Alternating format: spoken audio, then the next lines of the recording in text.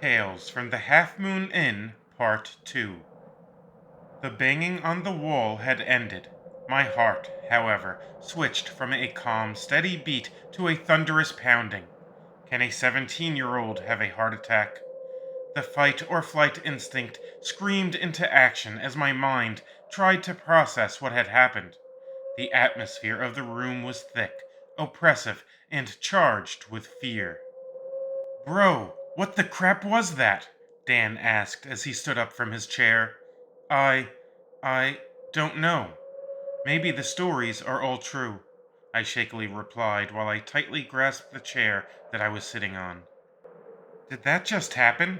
Is this real life right now? Was that a ghost? Christina questioned with fear in her eyes. It wasn't a ghost. Calm down. Take a breath and think about it. I'm sure there is a perfectly rational explanation for all of this, Felicity replied as her eyes panned around the room.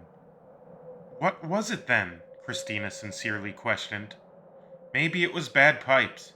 That part of the house is old. Plumbing can cause all kinds of weird and loud sounds, responded Felicity with a satisfied smile. Maybe someone broke into the house. Maybe it's a burglar or some deranged, escaped mental patient, said Dan while looking at Felicity. There's only one way to find out. Let's go take a look. Let's see if anyone is there. There's 4 of us, and we'll grab some weapons just in case, I said as I rose from my chair. Okay, John Wick, what weapons? Asked Christina as she rolled her eyes. We're in the dining room, so I'm pretty sure that we'll find some knives in the kitchen. Felicity, do you have a bat? I responded. Heck yeah, I do. I play softball, Felicity happily remarked. Wait, are you guys, serious right now? We just heard footsteps, followed by banging on the wall. We're the only ones in the house. 2 of the 3 possibilities that we came up with include a ghost and an escaped maniac. So obviously you think it's a good idea to go check it out. Are you guys all mental? Said Christina in an agitated tone. Chris, relax. I'm here. I'll bring the pain if some psycho is here, confidently said Dan as he put his left arm around Christina. I grabbed 2 knives from the kitchen. I gave one knife to Dan and I kept the other. Felicity went to the closet to get her bat. She then walked over to the door that leads to the older, original section of the house. Alarm off, said the home security system after Felicity had turned it off. If the security alarm was armed, how could anyone have gotten in? Questioned Christina. Someone could have come in when the alarm was off earlier in the day, answered Felicity as she reached for the doorknob. Felicity opened the door and I went through it first.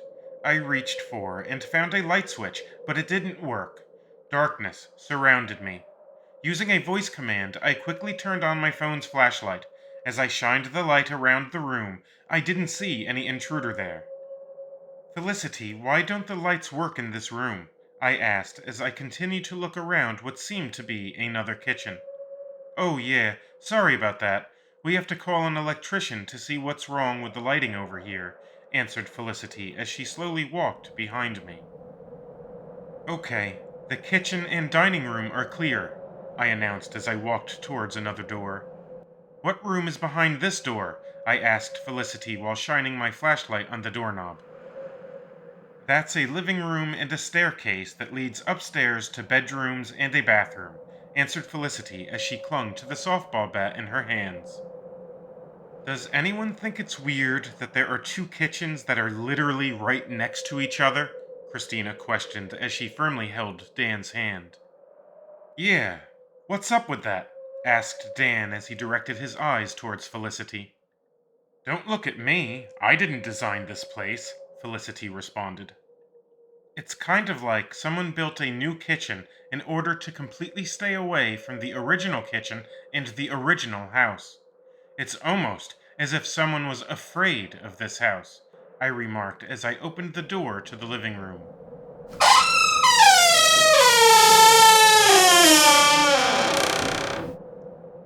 The unsettling atmosphere that I had been sensing since I arrived in this house grew ever more unsettling. Dread crept into my pores. Sorrow slithered into my heart. A frantic fear lurched towards me with every breath I took. What's going on here? Is this what real evil feels like? Is my mind playing tricks on me? What if we're not alone? Is there an intruder here? What if he has a gun? What if the banging came from a ghost? My mind raced with unpleasant questions and possible scenarios. Something lightly touched my hair. My nerves slightly increased as I raised my right hand to investigate what creepily touched the hair on my head. It was a spider web. The light from my flashlight revealed that cobwebs were abundant in this old living room. Although it was apparent that no one had lived in this living room for a number of years, spiders had certainly made themselves at home here. The monster's house was charming in comparison. The walls were coated with an old and chipped white paint. A very large and ancient-looking fireplace dominated the room. The very old hardwood floors creaked with each step taken. Four dusty windows allowed a little moonlight to enter the room. Two of the windows overlooked the front porch, and the other two windows faced the backyard. I pulled on the front windows to make sure that they were locked and secured. Felicity checked the back windows and confirmed that they too were secure. Downstairs is secure. No sign of entry here. The front door and the windows are all locked shut, I said as I walked towards the others. Everything looks to be in order here, said Felicity as she shined her flashlight in my face. We should go check the upstairs too, I suggested. The light from my phone flickered and then turned off. Pressing my phone screen resulted in nothing but a dead black screen. My phone's dead, I told everyone. All right, let me turn my phone's flashlight on too then, offered Christina, who had been walking with Dan. They had been using Dan's phone for a flashlight. It suddenly grew darker as Dan's phone also went dead. Your phone is dead now too? I asked Dan. Yeah, bro, it's weird.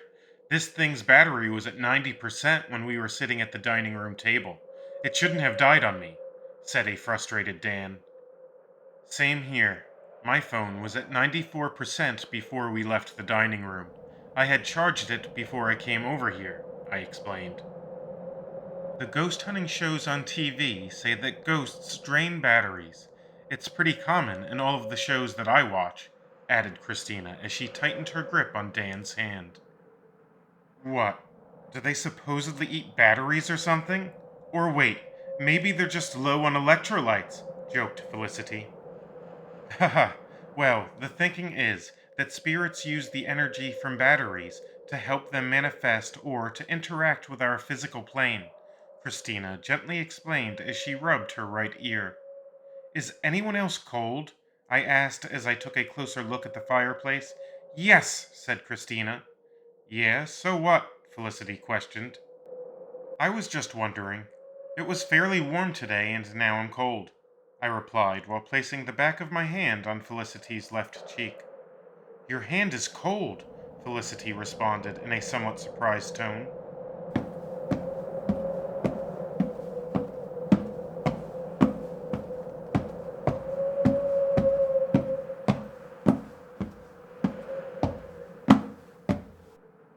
Footsteps walking up the stairs put a stop to our conversation.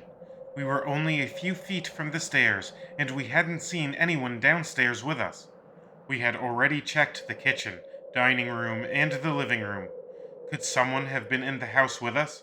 If so, was it a living person or a dead person? The gloomy atmosphere intensified further. Despite being with my three friends, a psychological isolation imprisoned me. Is there anybody here?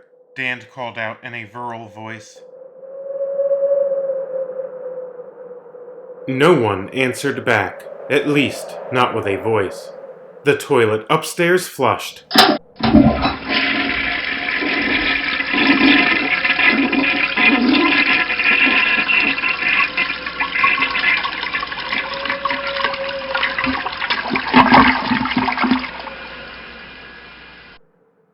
Someone or something was up there. The blood drained from my face. Goosebumps rose all over my body. Dan snatched Christina's flashlight from her hand and ran upstairs to confront whoever was there.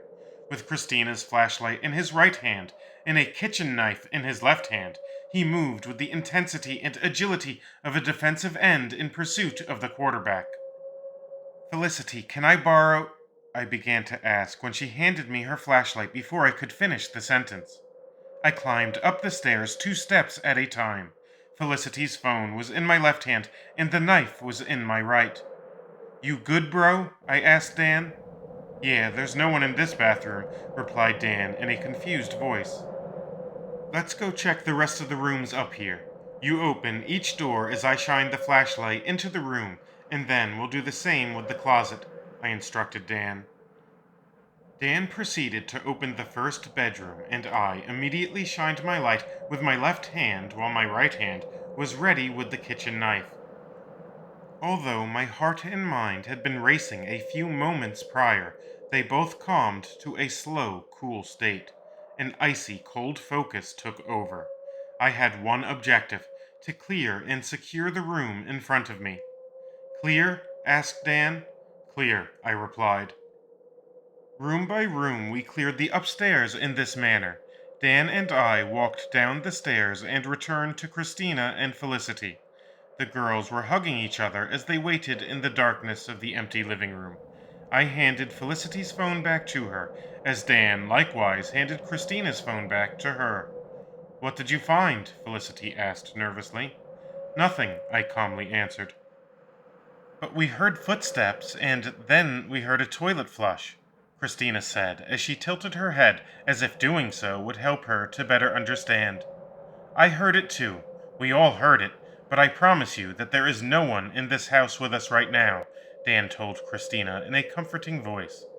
No living person is in the house, I added in a distant voice. Enoch, please don't start with this again, Felicity said while poking my left arm. Sorry, you're right. I mean, now's not the time, I said as I reached for Felicity's hand. The last hour has been wild. Let's head back to the dining room. My parents should be back with pizza any minute, Felicity calmly mentioned. Felicity led the way back to the newer part of the house where the dining room was. As we walked back through the uninhabited section of the house, the heavy air of the house continued to weigh me down. This unnerving feeling had momentarily left my mind when Dan and I had cleared the upstairs. Maybe I didn't notice it then, because I was so focused on finding a potentially dangerous human threat. Or maybe it was the adrenaline that overrode my senses, so that I didn't note the heavy and unnatural feeling that had stalked me since I arrived here tonight. Whatever the reason, once the human threat had been ruled out, the horrible feeling of dread and gloom returned. We entered back into the new addition of the house. Alarm on. Warning. The smoke detector is not responding. See the keypad for details, spoke the security system when Felicity armed it. Alarm off, spoke the security system as headlights shined through the window of the front door.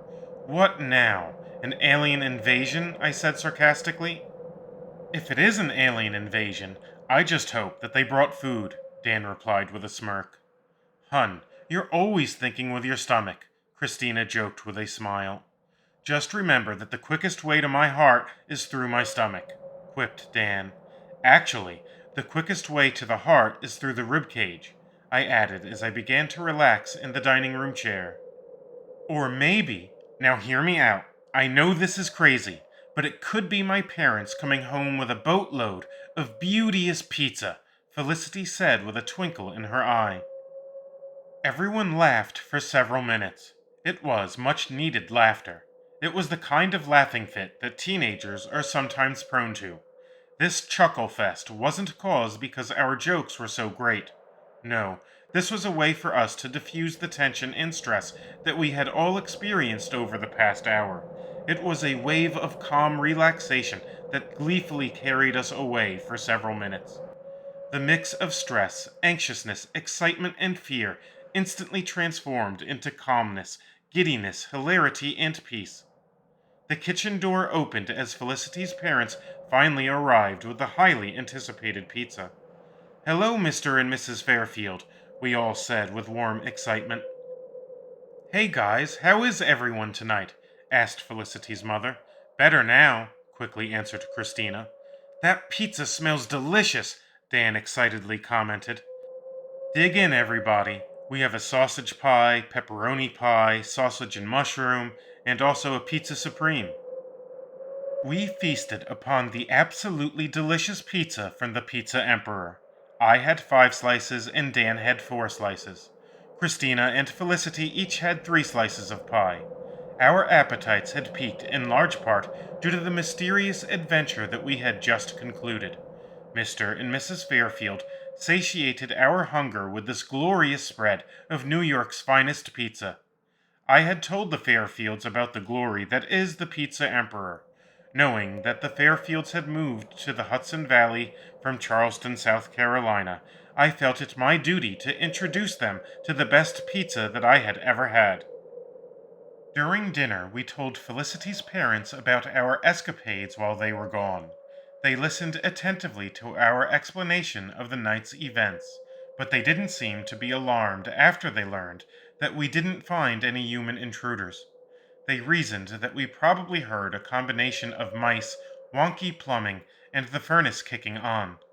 Mr. Fairfield also suggested that our perceptions had likely been influenced by being in a room without functioning lights, as well as a powerful dose of fear. He noted that fear can be contagious, and that it could cause our imaginations to run amok. Felicity found this all to be very convincing and reasonable. I, on the other hand, was not at all sold by the explanations offered by the Fairfields. I had heard what I had heard, and I had felt what I had felt. The overwhelming sense of being watched, along with the oppressive atmosphere and the phantom footsteps, and the self-flushing toilet were all very real phenomena. If those experiences weren't enough, the stories of Mr. C and the abandoned state of the original part of this old house further reaffirmed my suspicions. This house seems to be haunted, very haunted. After dinner, the 4 of us decided that we ought to meet up at Felicity's house each Friday night to share scary stories. It was the perfect setting for a spooky club. Friday Night Frights was a concept that Felicity came up with. A mixture of concern, uncertainty, and intrigue were my feelings on the idea. Telling each other a mixture of true stories along with fictional stories sounded like a fantastic idea to me. After all, it's an idea that would normally be right up my alley. The thought that this old farmhouse might yet play a role in our Friday nights haunted my mind. The sense that this wasn't over washed over me like a murky fog. I hope you enjoyed your stay at the Half Moon Inn. Do come and visit us again. Until then, always remember that just because you don't see them doesn't mean that they aren't there.